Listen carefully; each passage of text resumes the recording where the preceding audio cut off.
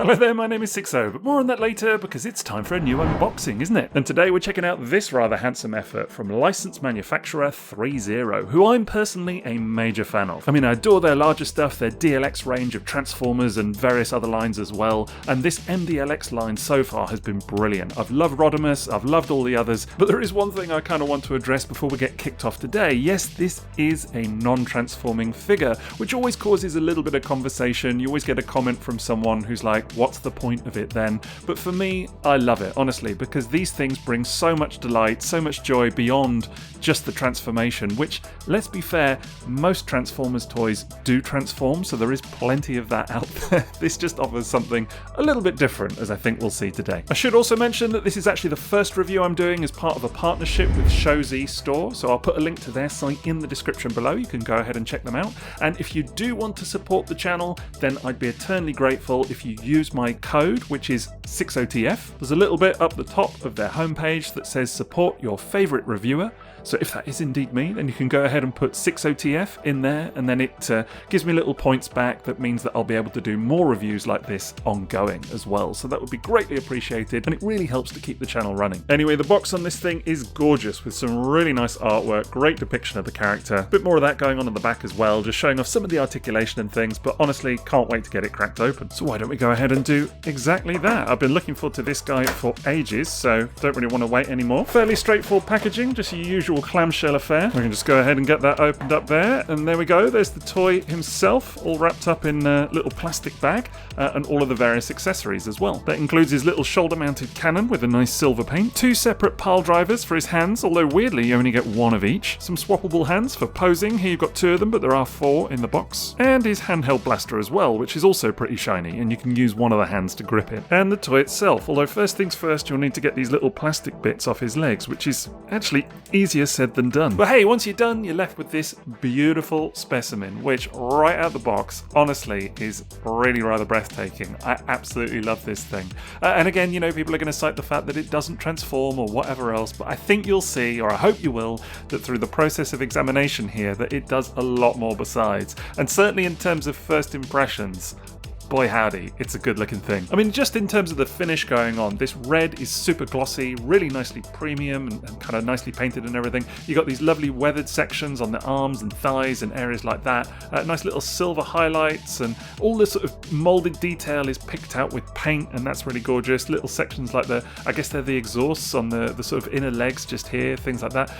Just superb looking figure, honestly, and dare I say, a cut above what you're going to see on your average mainline Generations toy. And I'm not saying that to knock the Generations stuff, because I really like it too, but this is just a very different product overall. So I think just categorizing this as like it's the same thing somehow, but it just doesn't transform is rather unfair, because as soon as you get it in hand, you can't help but be quite bowled over by it, to be honest. I mean, just looking at some of that detail up close, you'll quickly see that, you know, where the paint is applied, things like that, it just has that very premium feel to it, even as one of the sort of cheaper threezero efforts. You know, this is the sort of relatively more affordable end of things.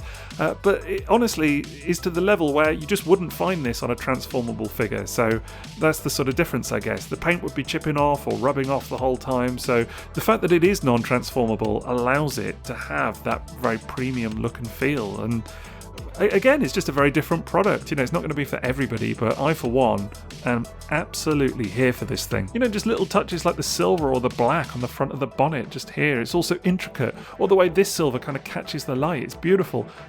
I just love it. Superb head sculpt on this guy as well. Really nice molded detail going on there. Really well picked out with all the paint and everything as well. You can see he's got little blue eyes which do kind of catch the light, so that's cool. A nice silver around the neck area here and everything. A little silver earmuffs going on as well on the sides. So even a little silver bit just in front of the head crest. Again, you see it in areas such as under the arms just here, where all of that kind of molded mechanical detailing is picked out with the paint. Similar story on the legs just here, where all of that silver catches the light so beautifully. The red is so shiny.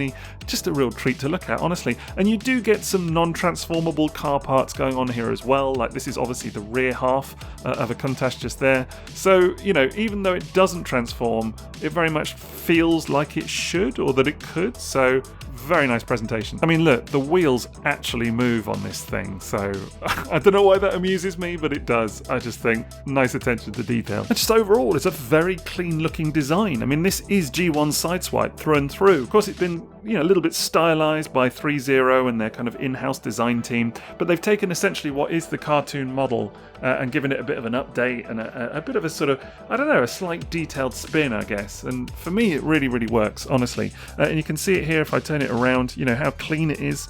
From all angles. Of course, it doesn't have to transform, so there's no worries about kibble and that kind of stuff. But again, you still get that feeling that it could transform thanks to kind of the front windshield just here, or the kind of car parts hanging off the back there. You've got a spoiler just behind the heels.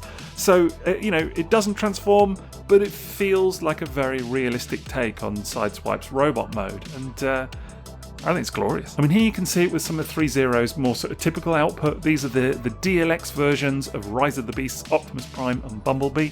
And this is what threezero are perhaps more known for, this kind of scale. And then they do a premium range, which is much larger as well. I mean, here you can see him with some mainline figures, some Generation stuff from recent times. So we've got Legacy Sideburn and Siege Shockwave just there, or the Takara Tomy repaint, the recent one. And you can see that actually he's not that much bigger than your average deluxe, and kind of maybe up towards sort of Voyager size, so not massive by any stretch of the imagination, but the presentation of these could not be more different, honestly, because this thing is loaded in paint, covered in details. It really stands out and just feels, again, that much more premium. So yeah, I know someone will always say to me, oh, it's a non-transformable figure and all of that, but I just want you to kind of open your mind a little bit, if you do think that, to everything that you can get out of a figure like this once you actually remove that element, and you'll see it with the articulation as well, in my opinion. I mean, first things first, the head is super articulated there, got a good range of motion. The neck is actually on a separate piece, so it will look down quite nicely as well, and they kind of move together, so that's really nicely done. Now, these arms are something special because the shoulders actually will kind of pivot out. They're on a double hinge, as you can see just there,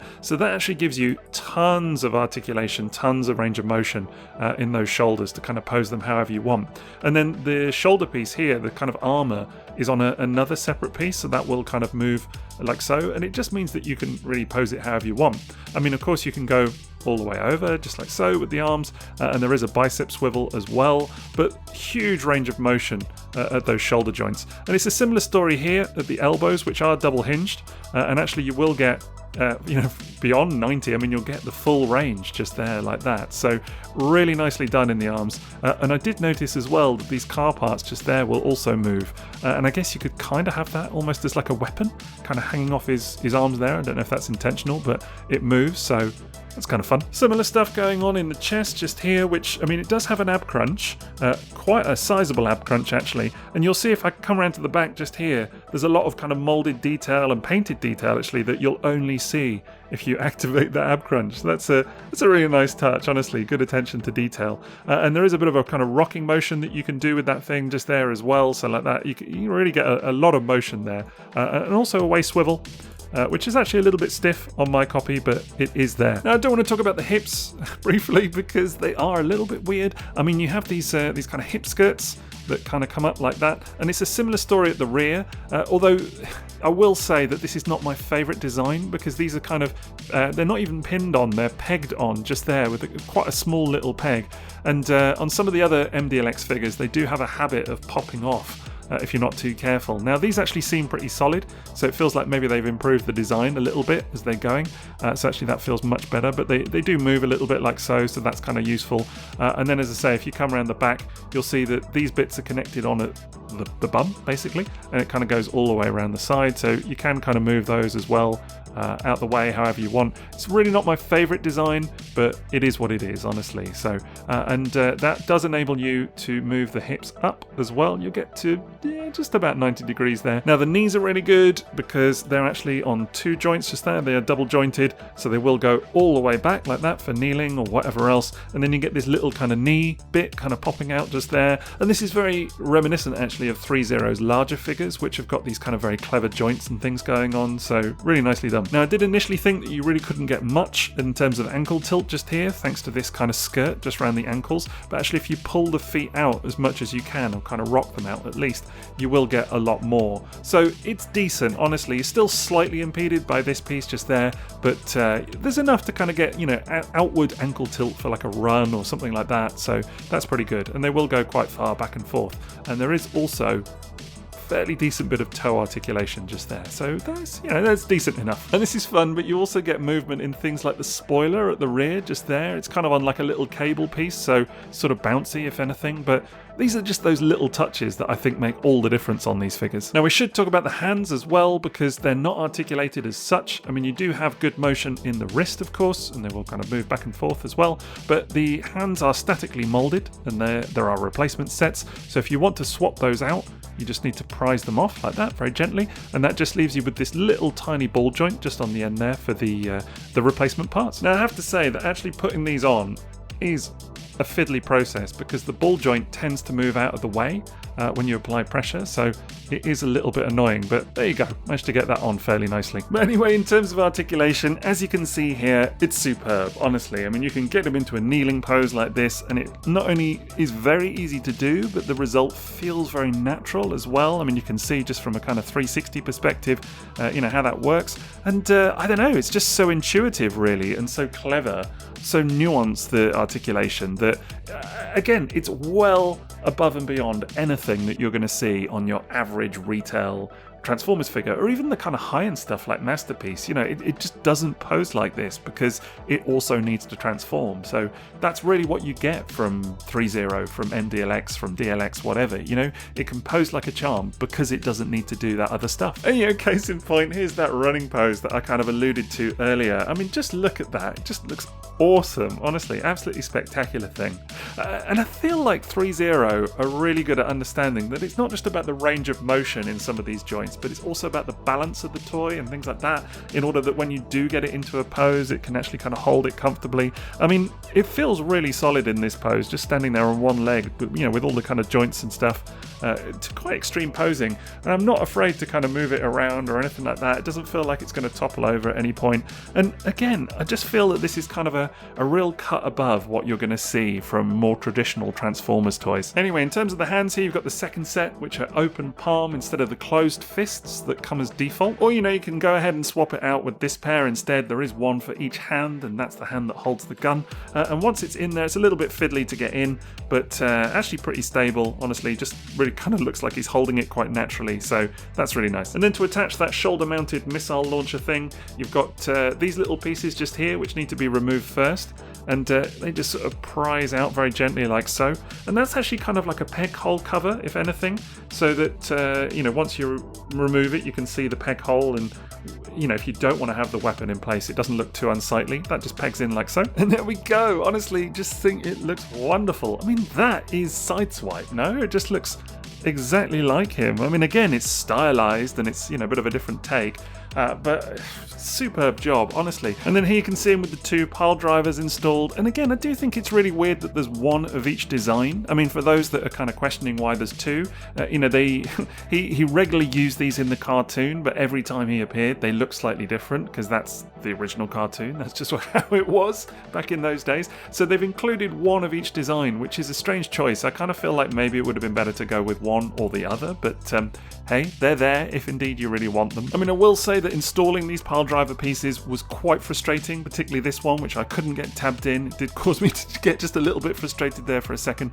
and, you know, it is quite a fiddly thing overall, so not something I would honestly recommend for like particularly young children or anything like this. I mean, it says not suitable for under 3s in the instructions, but frankly, I wouldn't be giving it to my 7-year-old, let's put it that way. Do you know what I mean? I just feel like it's going to get broken, and it's not really going to be much of a fun experience for them with some of the sort of more fiddly aspects. For slightly older collectors, though, there's so much going on here. I think it's a fantastic product. I mean, again, the simple fact, I know I've already said it and I know I'm going on, but the simple fact that it doesn't transform allows for so much more in terms of presentation, articulation, whatever else.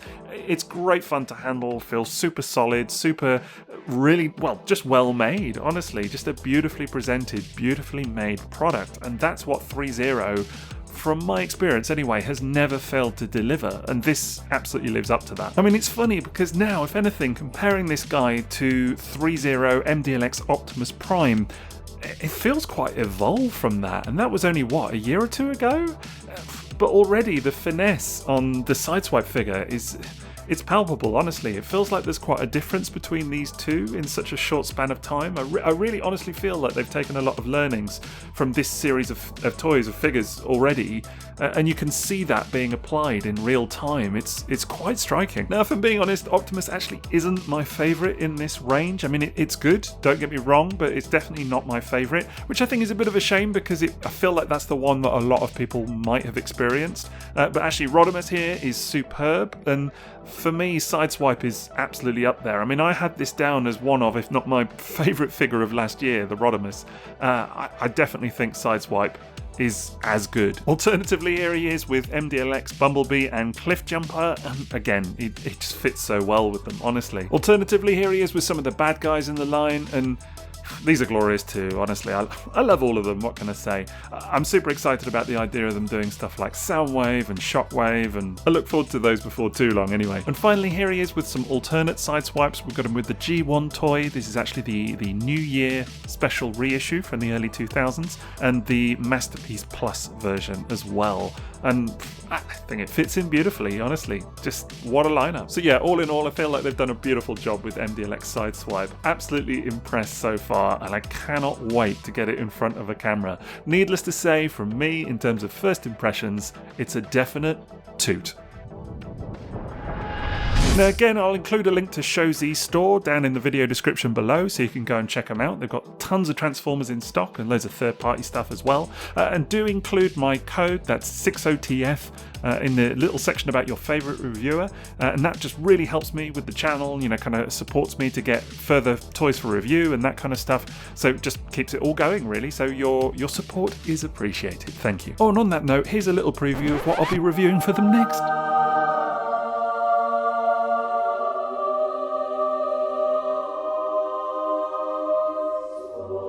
Likewise, if you do want to support me, then I'll include some links to the other ways that you can do so, whether it's Patreon or Ko-Fi or Redbubble or whatever else. But otherwise, that's it from me, so have a great rest of your day, and TTFN.